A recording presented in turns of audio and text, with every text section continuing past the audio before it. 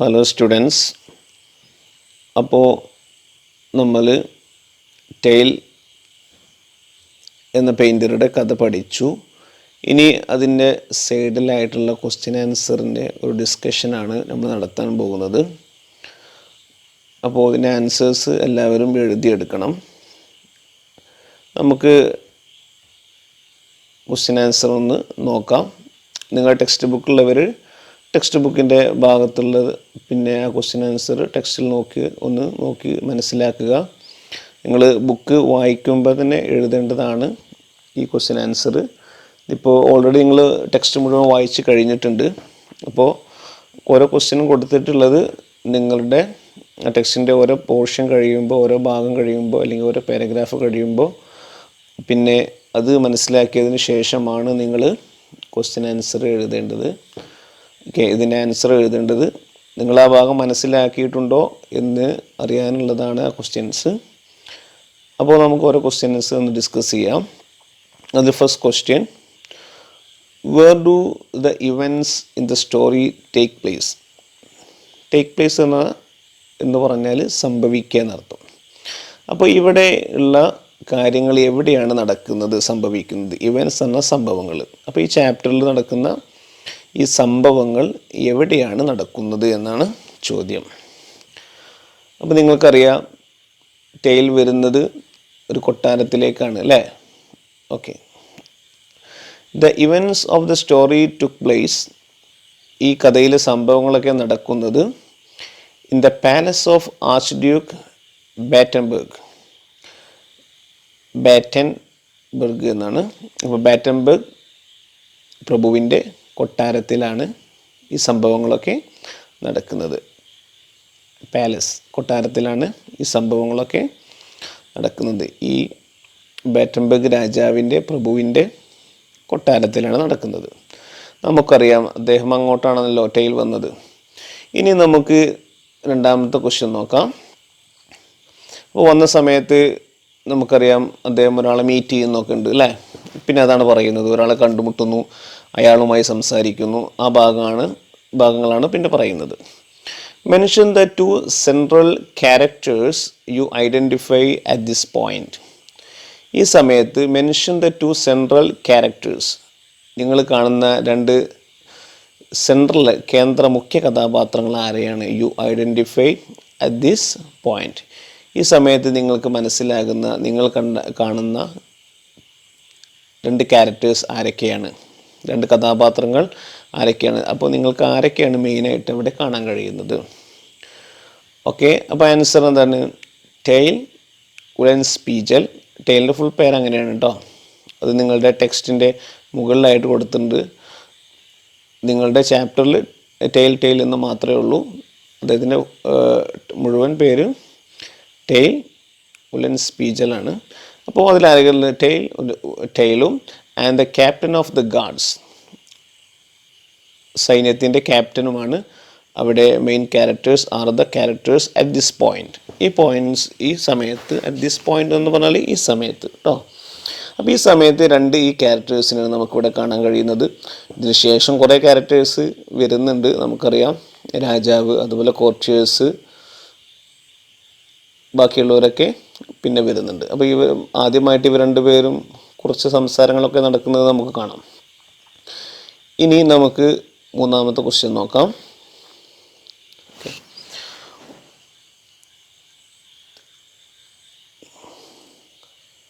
മൂന്നാമത്തെ question, what do you understand about the character of Tyl? ടെയിലിൻ്റെ character, അദ്ദേഹത്തിൻ്റെ സ്വഭാവം, അദ്ദേഹത്തിൻ്റെ പേഴ്സണാലിറ്റി കണ്ടിട്ട് ക്യാരക്ടർ എന്താണെന്നാണ് നിങ്ങൾക്ക് മനസ്സിലാകുന്നത്? എങ്ങനത്തെ ആളാണ് അദ്ദേഹത്തിൻ്റെ ക്യാരക്ടർ എന്നാണ് നിങ്ങൾ മനസ്സിലാക്കുന്നത്? ഈസ് ഹി എ സീരിയസ് മാൻ? അദ്ദേഹം വളരെ സീരിയസ് ആയ നല്ല ഗൗരവക്കാരനായ ആളാണോ? Or one with a sense of humour? അതോ ഹ്യൂമർ എന്ന് പറഞ്ഞാൽ ഫലിതം, തമാശ എന്നൊക്കെ അർത്ഥം. ഓക്കെ. അപ്പോൾ സെൻസ് ഓഫ് ഹ്യൂമറുള്ള ഒരു തമാശ ഒക്കെ പറയുന്ന, ഫലിതം പറയുന്ന ആളാണോ? സെൻസ് ഓഫ് ഹ്യൂമറുള്ള okay. How do you know this? നിങ്ങൾക്ക് എങ്ങനെയാണ് ഇത് മനസ്സിലായത്? അദ്ദേഹം ഗൗരവക്കാരനാണോ അല്ലെങ്കിൽ തമാശക്കാരനാണോ എന്ന് നിങ്ങൾക്ക് എങ്ങനെയാണ് മനസ്സിലായത്? നിങ്ങൾക്ക് എങ്ങനെയാണ് അറിയാം? ഓക്കെ, ഇനി അതിൻ്റെ ആൻസർ നമുക്കൊന്ന് ഡിസ്കസ് ചെയ്യാം. Answer: Tyl is a person who wanders from court to court. Tyl, അദ്ദേഹത്തിൻ്റെ ക്യാരക്ടർ, അദ്ദേഹം എങ്ങനെയാണ്? Tyl is a person who wanders from court to court. Wanders എന്ന് പറഞ്ഞാൽ എന്താ? അലഞ്ഞ് തിരിഞ്ഞ് നടക്കുക അല്ലേ? ടെക്സ്റ്റിൻ്റെ ഫസ്റ്റ് തന്നെ നമുക്ക് പറഞ്ഞിട്ടുണ്ട്, വാണ്ടർ എന്ന വേർഡ് വന്നിട്ടുണ്ട്. അപ്പോൾ ടെയിൽ, കോർട്ട്, കോർട്ട് എന്ന് പറഞ്ഞാൽ പാലസ് അല്ലേ? കൊട്ടാരങ്ങൾ തോറും അങ്ങോട്ടും ഇങ്ങോട്ടും അലഞ്ഞ് തിരിഞ്ഞ് നടക്കുന്ന ഒരാളാണ് അദ്ദേഹം. He's a man with a good sense of humour അല്ലേ? അദ്ദേഹം ശരിക്ക് എന്താണ്? അദ്ദേഹം ഒരു നല്ല ഫലിതപ്രിയനായ മനുഷ്യനാണ്. He's a man with a good sense of humour. അങ്ങനെ തോന്നാൻ കാരണം എന്താണ്? ഹിസ് അപ്പിയറൻസ് ആണ് അദ്ദേഹത്തിൻ്റെ ഭാവം, അദ്ദേഹത്തിൻ്റെ വസ്ത്രധാരണം, അദ്ദേഹത്തിൻ്റെ രൂപം. ആൻഡ് ഹിസ് മാനറിസംസ്, അദ്ദേഹത്തിൻ്റെ പെരുമാറ്റം. മേക്ക് അസ് തിങ്ക് സോ, നമ്മളെ അങ്ങനെ കരുതാൻ പ്രേരിപ്പിക്കുന്നു. അപ്പോൾ അദ്ദേഹത്തിൻ്റെ വസ്ത്രധാരണവും അദ്ദേഹത്തിൻ്റെ ശൈലിയും ഒക്കെ കാണുമ്പോൾ തന്നെ അല്ലേ, കഴുതപ്പുറത്തൊക്കെ കയറിയിട്ട് നല്ല തമാശയൊക്കെ കാട്ടിയിട്ടുള്ളൊരു വ്യക്തിയാണ് അദ്ദേഹം. ഓക്കെ, അപ്പോൾ അത് കാണുമ്പോൾ നമുക്കറിയാം അദ്ദേഹം ഫലിതപ്രിയനായ ഒരാളാണ്, സീരിയസ് ആയ ഒരാളല്ല എന്ന് നമുക്ക് മനസ്സിലാക്കാം. ഇനി നമുക്ക് നെക്സ്റ്റ് ക്വസ്റ്റ്യൻ, ഫോർത്ത് ക്വസ്റ്റ്യനിലേക്ക് കടക്കാം. ഫോർത്ത് ക്വസ്റ്റ്യൻ എന്താണ്? ടെക്സ്റ്റിൽ കാണാം. Is there a change in the attitude of the captain? ക്യാപ്റ്റൻ്റെ നിലപാടിൽ, അദ്ദേഹത്തിൻ്റെ സ്വഭാവത്തിൽ എന്തെങ്കിലും മാറ്റമുണ്ടായോ? ഫസ്റ്റ് ക്യാപ്റ്റൻ കുറച്ചൊക്കെ ഗൗരവത്തിലും ചൂടായിക്കൊണ്ടുമൊക്കെയാണ് സംസാരിച്ചിരുന്നത്. Okay, what is the reason behind it? പിന്നെ എന്താണ് അങ്ങനെ ആ നിലപാട്, ആ സ്വഭാവം മാറാനുള്ള കാരണം എന്തായിരുന്നു? ഓക്കെ, ആൻസർ നോക്കൂ. യെസ്, അതെ, ക്യാപ്റ്റൻ്റെ സ്വഭാവം ഒന്ന് മാറിയിരുന്നു. അതെന്താണ്? Because the captain of the guards understood that, captain മനസ്സിലായി ടെയിൽ വാസ് എ ഫ്ലമിഷ് പെയിൻറ്ററാണ്. അപ്പോൾ ഫ്ലമിഷുകാരനായ ഒരു പെയിൻറ്ററാണ് എന്ന് മനസ്സിലായി. കാരണം അന്ന് ഫ്ലമിഷ് പെയിൻറ്റേഴ്സിന് നല്ല ഡിമാൻഡുള്ളതായിരുന്നു. അപ്പോൾ നല്ലൊരു കലാകാരനാണ് എന്ന് അറിഞ്ഞപ്പോൾ അദ്ദേഹം എന്താണ്? ഗൗരവ സ്വഭാവമൊക്കെ ഒന്ന് മാറ്റി. ഓക്കെ, അപ്പോൾ സ്വഭാവത്തിൽ മാറ്റം ഉണ്ടായിട്ടുണ്ട്. ഇനി നമുക്ക് ഫിഫ്ത്ത് ക്വസ്റ്റ്യൻ നോക്കാം. Okay, the language used by Tail when he speaks to the Archduke shows his respect for him. Pick out a few instances which show this. Okay, the language used by Tail use ചെയ്യുന്ന ഭാഷ when he speaks to the Archduke, ആർച്ച്ഡ്യൂക്കിനോട് സംസാരിക്കുമ്പോൾ അദ്ദേഹം ഉപയോഗിക്കുന്ന ഭാഷ show his respect for him. ആ ഭാഷയിൽ രാജാവിനോടുള്ള respect, ബഹുമാനം കാണിക്കുന്നുണ്ട്. അദ്ദേഹം സംസാരിക്കുമ്പോഴൊക്കെ രാജാവിനോട് വളരെ റെസ്പെക്റ്റോട് കൂടിയാണ് സംസാരിക്കുന്നത്. Pick out a few instances which shows this. അങ്ങനെ കാണിക്കുന്ന കുറച്ച് എക്സാമ്പിൾ, അദ്ദേഹം നല്ല ബഹുമാനം കാണിക്കുന്നുണ്ട് എന്നതിന് ഒന്നോ രണ്ടോ കുറച്ച് എക്സാമ്പിൾസ് പറയാൻ ധാരാളം എക്സാമ്പിൾസ് ഉണ്ട് കേട്ടോ. പ്രഭു, ഞാൻ ചോദിച്ചാൽ എന്തെങ്കിലും പ്രശ്നമാകുമോ അല്ലെങ്കിൽ അത് ധിക്കാരമാകുമോ? അപ്പോൾ ചോദിക്കുമ്പോൾ തന്നെ വളരെ സിമ്പിളായിട്ടൊക്കെയാണ് ചോദിക്കുന്നത്. അപ്പോൾ നമുക്കൊരു എക്സാമ്പിൾ ഇവിടെ പറയുന്നത് കാണാം. ആൻസർ നോക്കൂ. ഒരു വേർഡ്സ് നോക്കൂ. May your highness. രാജാവേ, യുവർ ഹൈനസ് എന്ന് പറഞ്ഞാൽ എന്താ? രാജാവേ, പാർഡൻ മീ, രാജാവ് എന്നോട് പൊറുക്കണം. I might lay it at your noble feet. ഇത് അങ്ങയുടെ ആ നോബിൾ ഫീറ്റ് എന്ന് പറഞ്ഞാൽ വെറും ഫീറ്റ് എന്ന് പറഞ്ഞാൽ മതിയായിരുന്നു. അങ്ങയുടെ കാലിൽ വെക്കട്ടെ. പക്ഷെ നോബിൾ എന്ന് പറഞ്ഞാൽ എന്താ? അങ്ങയുടെ ആ മഹത്തായ നോബിൾ, ആ കുലീനമായ, ഉദാത്തമായ എന്നൊക്കെ അർത്ഥം. അപ്പോൾ അങ്ങയുടെ മുമ്പിൽ ഞാനിതൊന്ന് വെക്കട്ടെ. നമ്മൾ ജസ്റ്റ് എങ്ങനെ ചോദിച്ചാൽ മതി? ശരിക്ക് ടൈലിന് ഇങ്ങനെ ചോദിച്ചാൽ മതിയായിരുന്നു.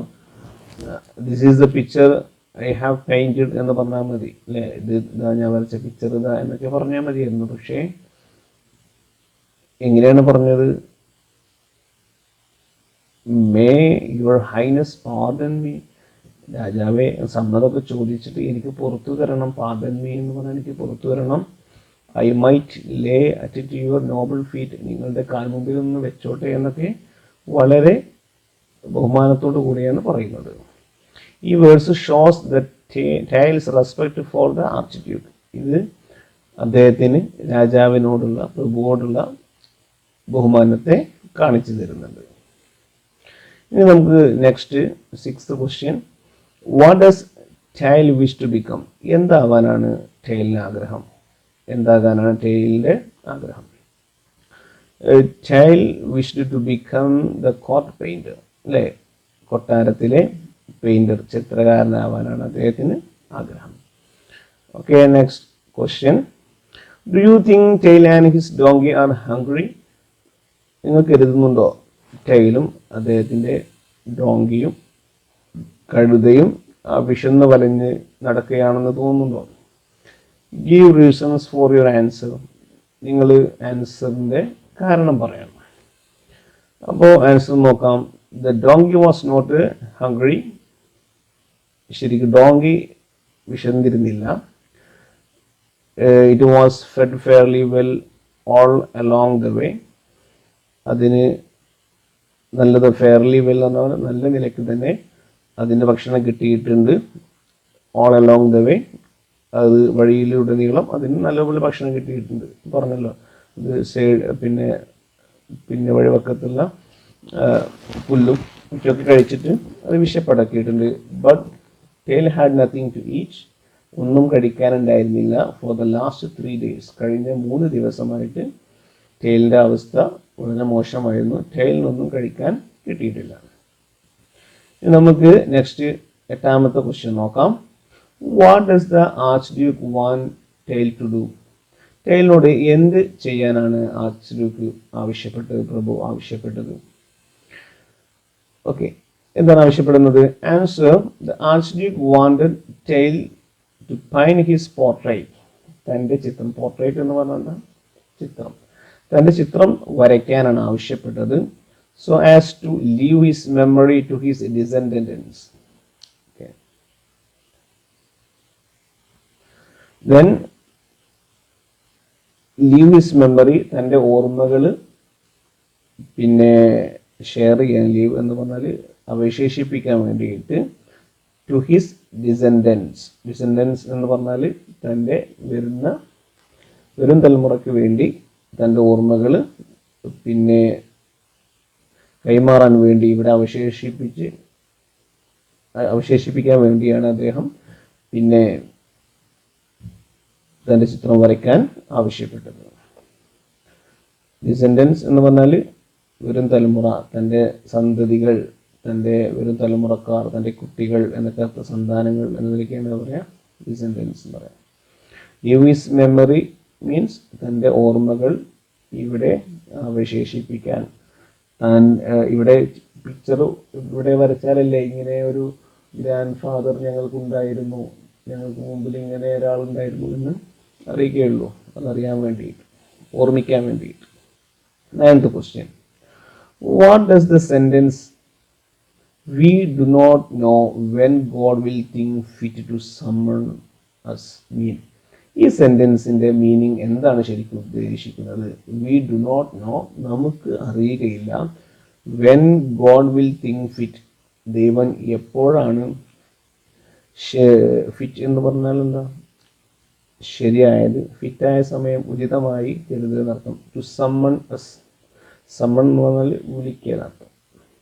അപ്പോൾ നമ്മളെ വിളിക്കാൻ ദൈവം തീരുമാനിച്ചിരിക്കുന്ന സമയം എപ്പോഴാണ് എന്ന് നമുക്കറിയുകയില്ല. ദൈവം എപ്പോഴാണ്, ദൈവത്തിൻ്റെ വിളി എപ്പോഴാണ് വരിക എന്ന് നമുക്കറിയില്ല. എന്നതുകൊണ്ട് എന്താണ് ഉദ്ദേശിച്ചത്? നമുക്കറിയാം, it means we do not know when we will die. നമ്മളെപ്പോഴാണ് മരിക്കുക എന്ന് നമുക്ക് അറിയുകയില്ല. ദൈവം എപ്പോഴാണ് വിളിക്കുക എന്ന് നമുക്കറിയുകയില്ല എന്ന് പറഞ്ഞാൽ നമ്മൾ എപ്പോഴാണ് മരിക്കുക എന്ന് നമുക്ക് അറിയുകയില്ല. 10th question. Why does A tile feel unhappy? എന്തുകൊണ്ടാണ് ദുഃഖിതനായത്? എന്തുകൊണ്ടാണ് ടൈൽ ദുഃഖിതനായി കാണപ്പെടുന്നത്? എന്തുകൊണ്ടായിരുന്നു? ഓക്കെ, രാജാവ് എന്തൊരു ആവശ്യപ്പെട്ടപ്പോൾ അദ്ദേഹത്തിന് അത് സമ്മതമായിരുന്നില്ല. Answer: Tail was unhappy because the Archduke asked him to paint him alone without the courtiers in the portrait. കാരണം Tail was unhappy, ദുഃഖിതനായിരുന്നു, because the archduke asked him, archduke അവനോട് പറഞ്ഞു എന്ത്, ടു പെയിന്റ് ഹിം അലോൺ, പ്രഭുവിനെ മാത്രം വരയ്ക്കാൻ, without the courtiers in the portrait, തൻ്റെ ചിത്രത്തിൽ കൊട്ടാര സദസ്സിലുള്ള ആളുകൾ, കോർട്ടിയേഴ്സ് എന്ന് പറഞ്ഞാൽ കൊട്ടാരത്തിലെ സദസ്സിലെ ആളുകൾ ഒന്നും വേണ്ട, കൊട്ടാരത്തിലെ മെമ്പേഴ്സ് ഒന്നും വേണ്ട, രാജാവിൻ്റെ ചിത്രം ഒറ്റയ്ക്ക് വരച്ചാൽ മതി എന്ന് പറഞ്ഞപ്പോഴാണ് ടെയിലിന് ദുഃഖം തോന്നിയത്. ഇനി 11th question. Who are compared to the moons and the lanterns? Okay, അപ്പോൾ ഈ ചിത്രം വരയ്ക്കണമെന്നെ പറ്റി പിന്നെ ടെയിൽ പറയുന്നുണ്ട്. രാജാവ് ചിത്രം വരയ്ക്കുകയാണെങ്കിൽ അത് ശരിക്ക് രാജാവിൻ്റെ ചുറ്റും കുറേ റാന്തൽ വിളക്ക് പോലെ ബാക്കിയുള്ളവരും ഉണ്ടാകുമെന്നൊക്കെ പറഞ്ഞിരുന്നു.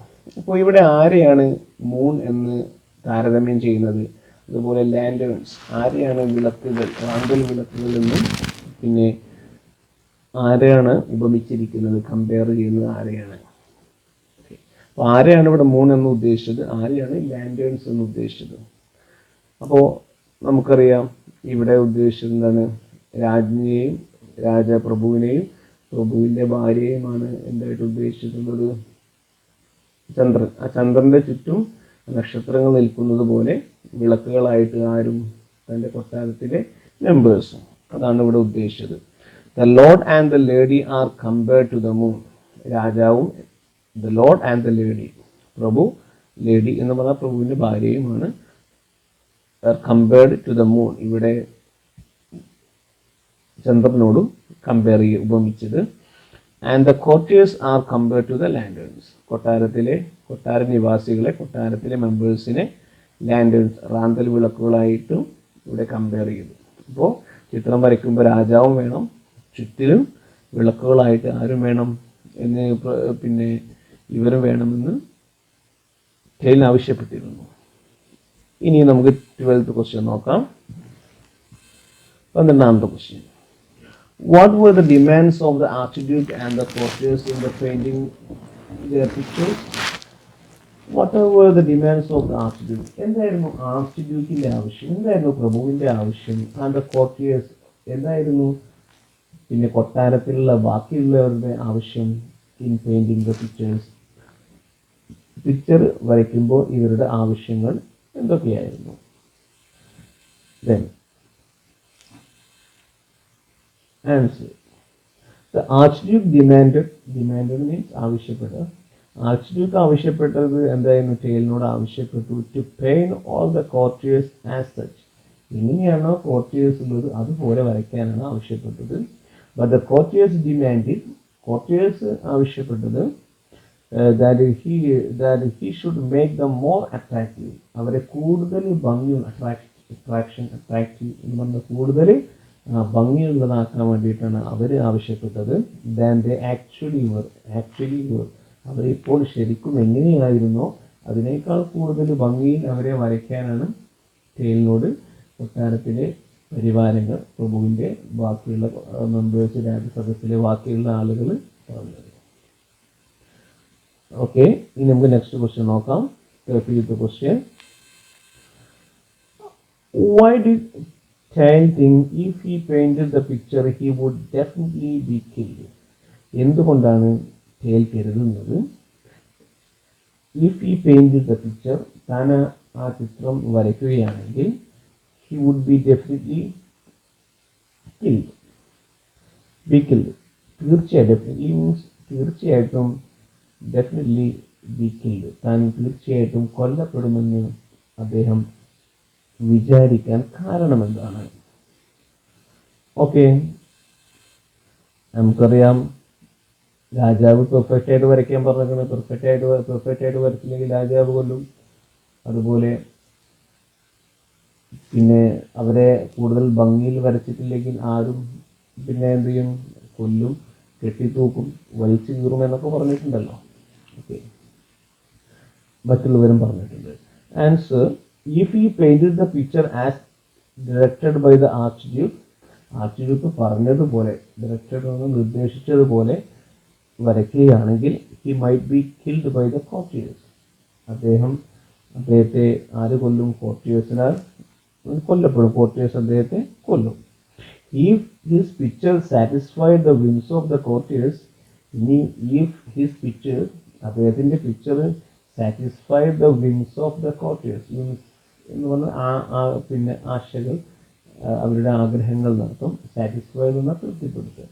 ഇനി ഈ കോർട്ടിയേഴ്സിൻ്റെ ആവശ്യങ്ങൾ തൃപ്തിപ്പെടുത്തിക്കൊണ്ട് അവരുടെ പോലെ ഭംഗിയായിട്ട് അവരുടെ മുന്നിൽ പല്ല് നല്ലതുപോലെ വരയ്ക്കാൻ പറഞ്ഞു, കളർ കൂട്ടി വരയ്ക്കാൻ പറഞ്ഞു, കൂന് ഇല്ലാതെ, പുറത്തെ കൂന് ഇല്ലാതെ വരയ്ക്കാൻ പറഞ്ഞു, വയർ കുറച്ച് വരയ്ക്കാൻ പറഞ്ഞു, അല്ലേ?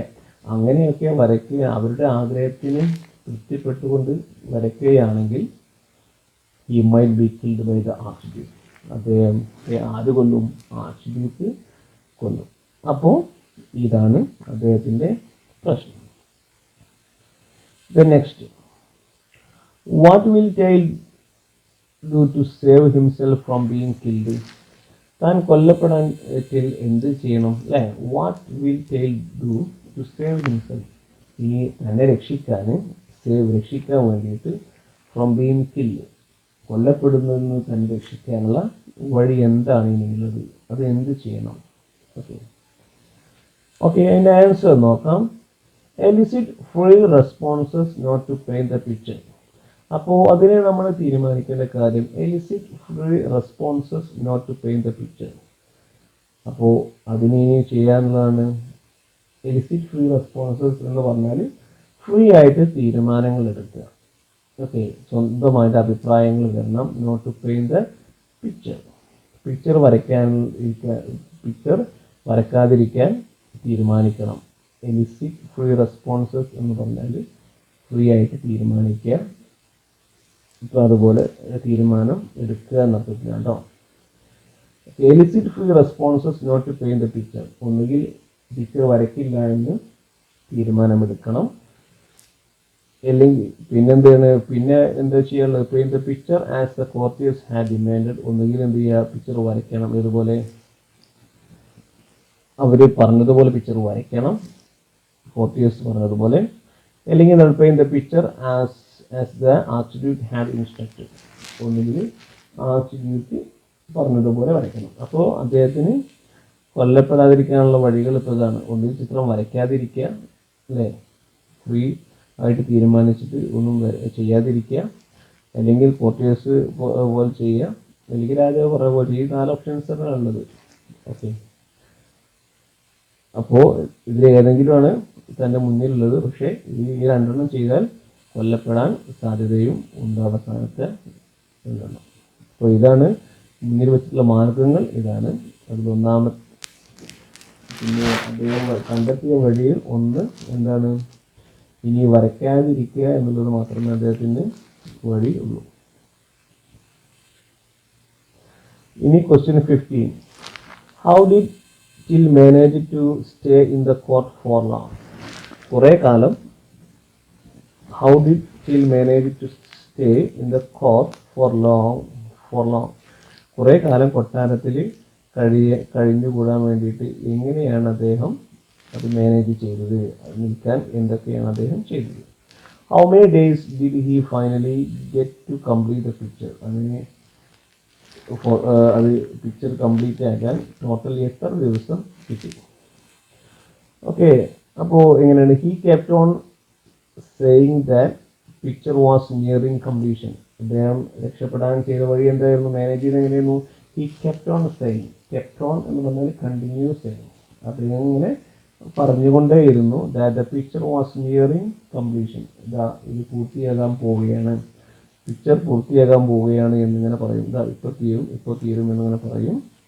He needed some more days to complete. എന്നിട്ട് അദ്ദേഹം പറയും he needed some more days to complete.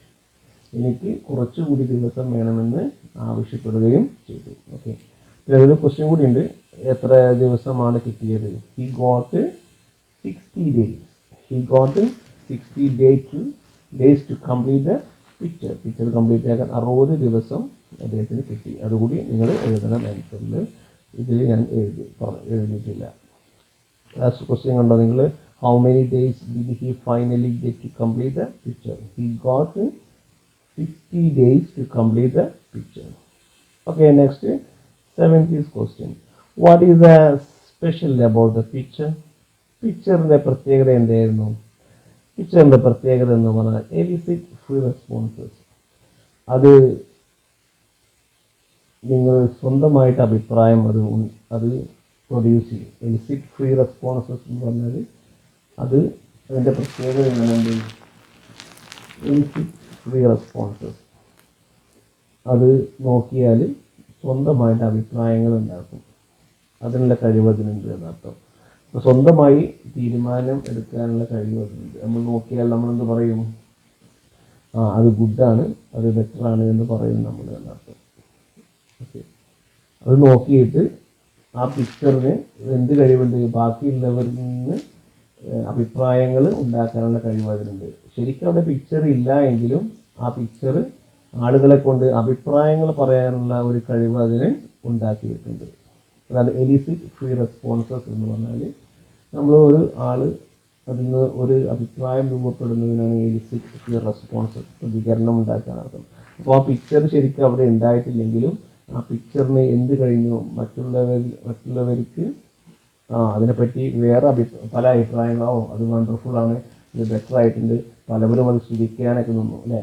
അപ്പോൾ വ്യത്യസ്ത അഭിപ്രായങ്ങൾ ഉണ്ടാക്കാൻ അതിന് കഴിഞ്ഞു. അതാണ് ആ പിക്ചറിൻ്റെ പ്രത്യേകത. ശരിക്കും അവിടെ പിക്ചർ ഇല്ലെങ്കിലും അത് അങ്ങനെ ചെയ്തിട്ടുണ്ട്. There is no picture at all. അവിടെ ശരിക്കൊരു പിക്ചറേ ഇല്ല.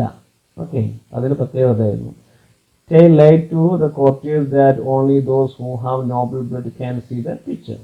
Tell അവരോട് പറഞ്ഞു that only those who have noble blood, ആ രാജകീയ രക്തം അല്ലേ, കുലീനമായ നല്ല കുടുംബത്തിൽ വന്ന രക്തമുള്ളവർക്ക് അല്ലെങ്കിൽ ആ കുടുംബ ബന്ധമുള്ളവർക്ക് മാത്രമേ ആ പിക്ചർ കാണാൻ പറ്റൂ എന്ന് പറഞ്ഞു. അപ്പോൾ ഒരാളും റെഡി ആയിരുന്നില്ല. എന്ത്?